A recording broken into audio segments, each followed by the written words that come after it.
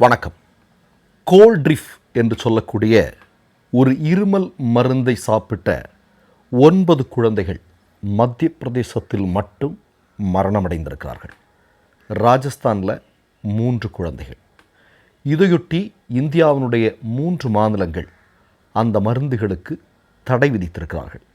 எந்தெந்த மாநிலம் என்றால், ஒன்று தமிழ்நாடு, மற்றொன்று கேரளம், இன்னொன்று மத்திய பிரதேசம்.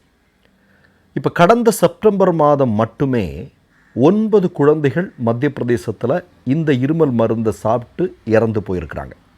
சரி, இப்போது இந்த மருந்து எங்கே தயாரிக்கப்படுகிறது அப்படின்னா, நம்முடைய தமிழ்நாட்டில். இந்த செய்தி வெளிவந்த உடனேயே தமிழக அரசு இது தொடர்பான நிபுணர்களை அந்த தொழிற்சாலைக்கு அனுப்பி பரிசோதனை செய்திருக்கிறார்கள். பரிசோதனையினுடைய முடிவில் ஒரு அதிர்ச்சிகரமான தகவல் வெளிவந்திருக்கிறது.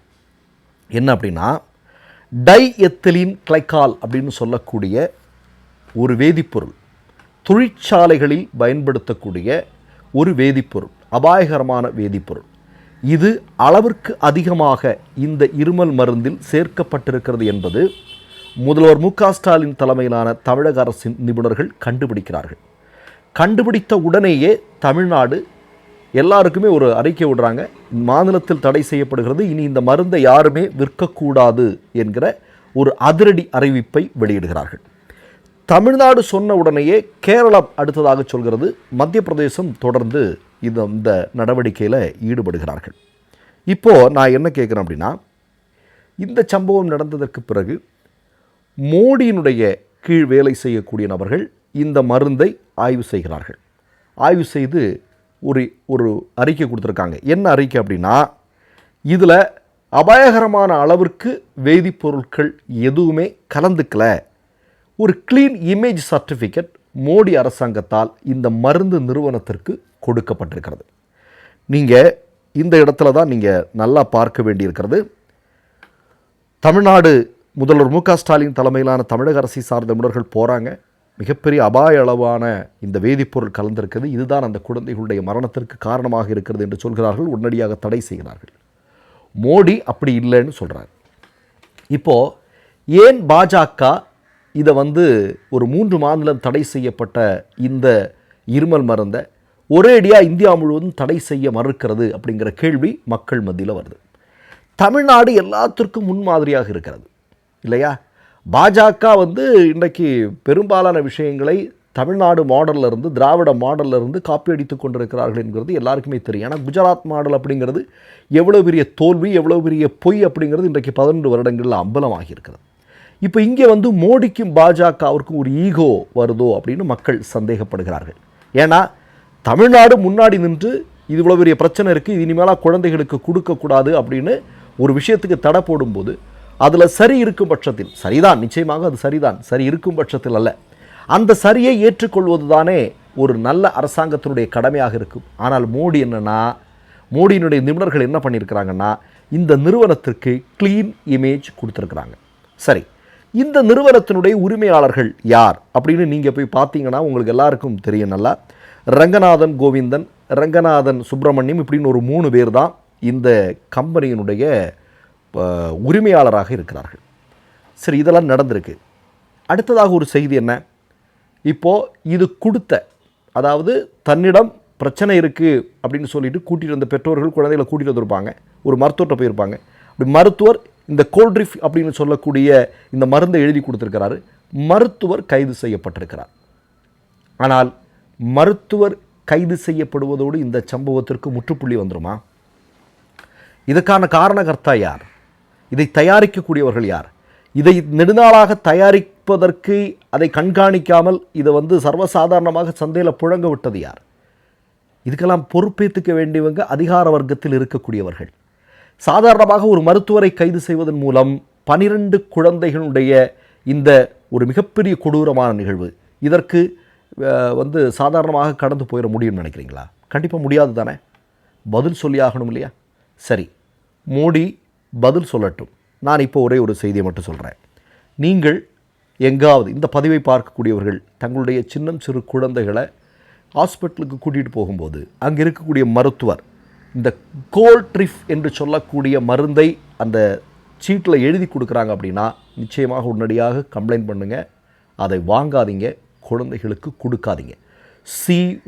COLDRIF அதான் அந்த கோல்ட்ரிஃப் அப்படிங்கிற அந்த மருந்தினுடைய பெயர். தயவு செஞ்சு இதை யாரும் பண்ணாதீங்க. சரி, பண்ண மாட்டீங்கன்னு நம்புகிறேன். இப்போ அடுத்த விஷயத்துக்கு வருவோம். உங்களுக்கு சில காலத்திற்கு முன்னால் நல்ல ஞாபகம் இருக்கும், அமெரிக்காவில் ஒரு கோர்ட்டில் ஒரு மிக முக்கியமான வழக்கு நடக்குது.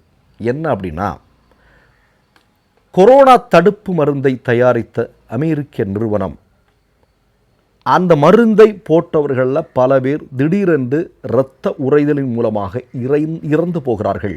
அதையொட்டி பல்லாயிரக்கணக்கான பேர் வழக்கு தொடுக்கிறாங்க.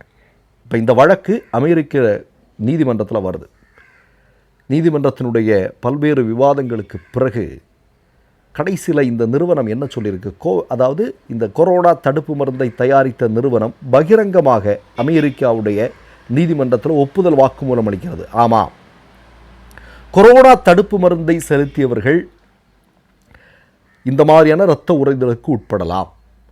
இதன் மூலம் இதயம் நின்று போகலாம், மரணம் ஏற்படலாம் என்று ஒத்துக்கொண்டிருக்கிறது.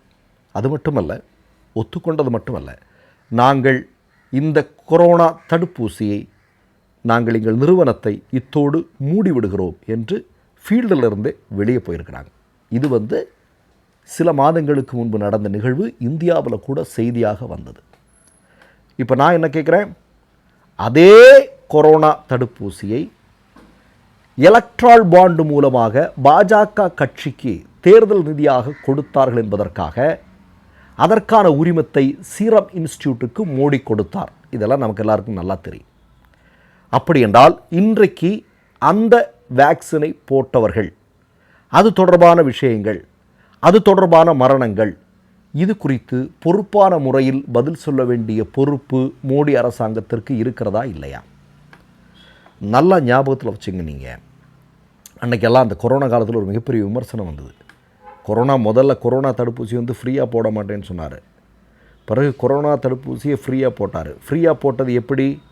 கொரோனா தடுப்பூசி நாங்கள் போடுறோம் அப்படின்னு சொல்லிட்டு உலக வங்கியிலிருந்து மிகப்பெரிய அளவில் கடனாக பெற்றார்கள். பல லட்சம் கோடி ரூபாயை கடனாக பெற்றார்கள். இதெல்லாம் நடந்து, இதெல்லாம் இந்த பதிவெல்லாம் நம்ம பேசியிருந்தோம், ஏற்கனவே பேசியிருந்தோம். ஆனால் இந்த நேரத்தில் 2 நபர்கள் மிக முக்கியமான ஒரு செய்தியை வெளிப்படுத்தி கொண்டே இருந்தார். ஒருவர் ராகுல் காந்தி, மற்றொருவர் அகிலேஷ் யாதவ். ராகுல் காந்தி சொன்னார், இவ்வளவு திடுப்பாக மக்கள்கிட்ட இந்த மாதிரியான ஒரு தடுப்பூசியை அமல்படுத்த வேண்டுமா அப்படின்னு சொன்னாங்க. ஏன்னா உலகத்தில் பல நாடுகள் இந்த தடுப்பூசியை ஏற்றுக்கலை. திடீர்னு இங்கே கொண்டு மக்களுக்கு போடுவதற்கான பல விஷயங்கள் நடந்துட்டு அந்த நேரத்தில் ராகுல் காந்தி எச்சரித்தார். அப்போ ஆர்எஸ்எஸ் பயிர் என்ன சொன்னானுங்க அப்படின்னா, அவர் தேச துரோகின்னு சொன்னார். நல்ல ஞாபகத்தில் வச்சுங்க. அடுத்ததாக அகிலேஷ் யாதவ் போடலை. நான் செத்தாலும் நான் போட மாட்டேன், இந்த தடுப்பூசியை நான் போட மாட்டேன் அப்படின்னு சொன்னார். அவருக்கு எதிராகவும் சங்கபரிவார கும்பல் மிகப்பெரிய அளவில் பிரச்சனை உருவாக்குறாங்க. நான் எதற்காக இதை சொல்கிறேன் அப்படின்னா, நான் முதல்ல சொன்னேன் இல்லையா, அந்த கோல்ட்ரிஃப் அப்படின்னு சொல்லக்கூடிய இந்த இருமல் மருந்தை பரிசோதனை செய்கிறார்கள், அதில் பிரச்சனை இருக்குது அப்படிங்கிறத கண்டுபிடிக்கிறாங்க. இன்றைக்கு இந்தியாவிலேயே ஆரோக்கியம் தொடர்பான இல்லை மருத்துவம் தொடர்பான விஷயங்களில் முன்னணியில் இருக்கக்கூடிய, இந்தியாவிற்கே முன்னணி மாநிலமாக இருக்கக்கூடிய மாநிலம் நம்முடைய தமிழ்நாடு. அந்த மாநிலத்தை சார்ந்த ஆளும் அரசு சொல்கிறது, இது பெரிய பிரச்சனைக்குரியது, இதை தடை பண்ணணும், இதில் வேதிப்பொருள் அதிகமாக கலக்கக்கூடாதது கலந்துருக்குன்னு அவங்க தெளிவான ஒரு அறிக்கையை கொடுக்குறாங்க. ஆனால் இதை ஏற்றுக்கொள்வதில் மோடிக்கு என்ன தயக்கம் அப்படின்னு இந்திய மக்கள் கேட்க துவங்கியிருக்கிறார்கள். இதிலும் ஈகோவா? இதில் ஈகோ, மக்களுடைய உயிரோடு விஷயங்களில் ஈகோ பார்க்குறது சரியா? நான் கேட்கலைங்க, இந்திய மக்கள் கேட்க துவங்கியிருக்கிறார்கள். மற்றொரு நிகழ்வில் சந்திப்போம். நன்றி, வணக்கம்.